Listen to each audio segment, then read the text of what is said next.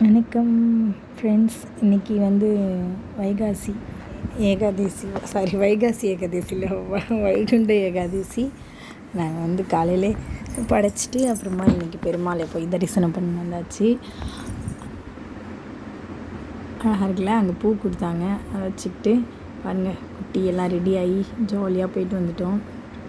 எங்கள் வீட்டு பக்கத்துலேயே இருக்குது இந்த கோவில், அதனால் கிட்டக்கே கொஞ்சம் தூரம்லாம் ட்ராவல் பண்ணல, கிட்டக்கே போயிட்டு சூப்பராக பெருமாளை பார்த்துட்டு வந்து தரிசனம் பண்ணியாச்சு.